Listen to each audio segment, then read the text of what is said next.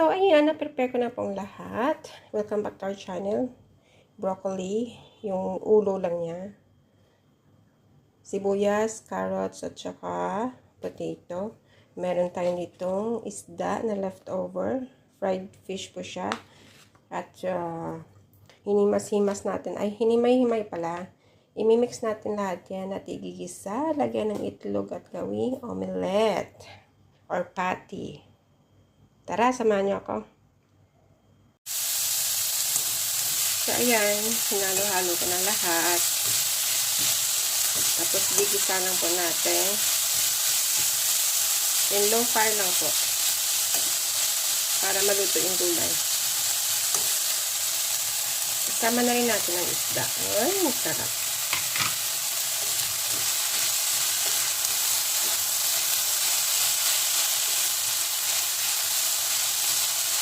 Lagyan lang ng paminta at asin, guys.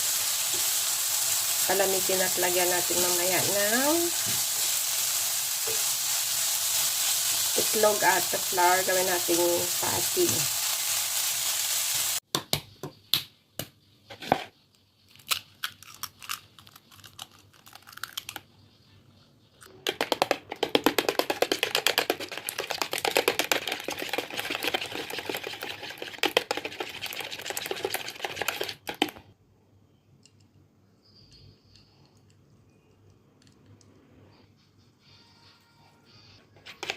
Ayan guys, dalawang itlog yung nilagay natin. Tapos konting paminta at asin.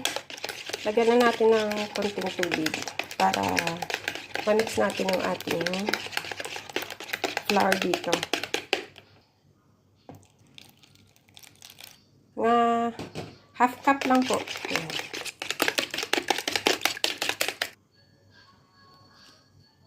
Ayan, mga half teaspoon lang ng baking powder.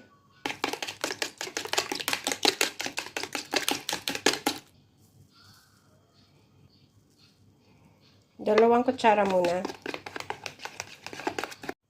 At ito po yung ginisa natin kanina. Yung mga gulay na ginisa natin. Malamig na po yan siya. Mix lang natin. Kapag sobrang basa pa siya, pwede nyo pong lagyan ng konting flour ulit. Ito na po siya nung minix ko. Hindi ako naglagay ng flour ulit. Okay na yung dalawang kutsara. At ipiprito na natin. Parang patty lang siya. Let's go!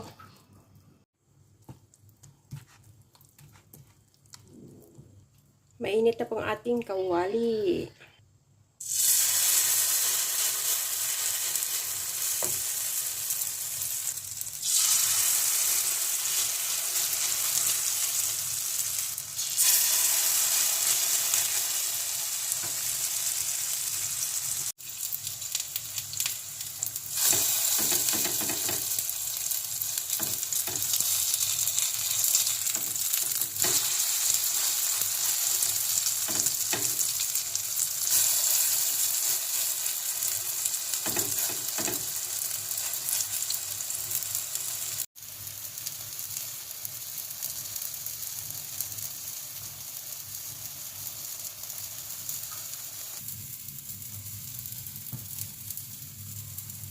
Luto na guys.